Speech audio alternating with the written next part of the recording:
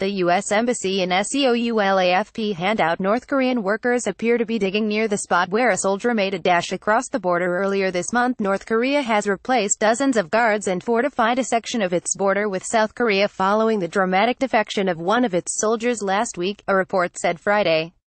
The 24-year-old soldier, identified only by his surname, Oh, is recovering in a South Korean hospital after being shot at least 4 times by his comrades as he dashed across the border.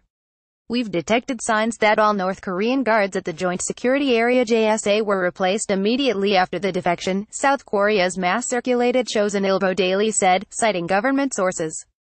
The report said around 35 to 40 North Koreans normally stand guard at the JSA, which is located at the Panmunjom Truce Village, the only portion of the border where forces from the two sides stand face-to-face. They will likely be held accountable for not being able to prevent the defection, it added.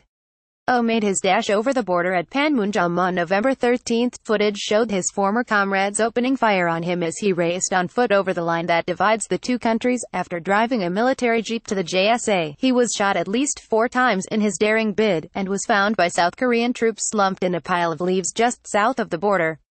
In an apparent attempt to prevent further defections, the North Koreans have begun fortifying the border area where it crossed.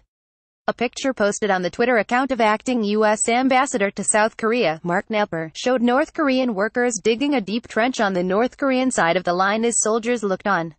Was at JSA today, the North Koreans have planted 2 trees and are digging a trench at the spot where their soldier crossed the MDL military demarcation line, Knapper tweeted. It was not clear if the spot photographed was exactly the same as the location of the defection, although it appeared to be similar. The North Koreans have also reportedly closed down a bridge that leads into Panmunjom from the north after Oh drove across it without being stopped, a South Korean military source said, according to the Chosun Ilbo report. Defector and stable condition analysts said the closing down of the so-called 72-hour bridge is likely temporary, as it is the only bridge that connects the north to Panmunjom. All commodities for North Korean guards at Panmunjom are delivered through the bridge, said Yang Moo-jin, a professor at the University of North Korean Studies in Seoul. United Nations Command App file handout. The young North Korean soldier made a dash for it on November 13, and has been in hospital in South Korea ever since after being shot multiple times. In that regard, it is probably closed temporarily for investigation and as a symbolic measure. The defector, who has undergone surgery twice, has been transferred to a general ward from the intensive care unit, John Hap News Agency reported Thursday. Citing hospital officials, the reports said Oh has been in a stable condition since regaining consciousness and would be moved to a military hospital, depending on his recovery.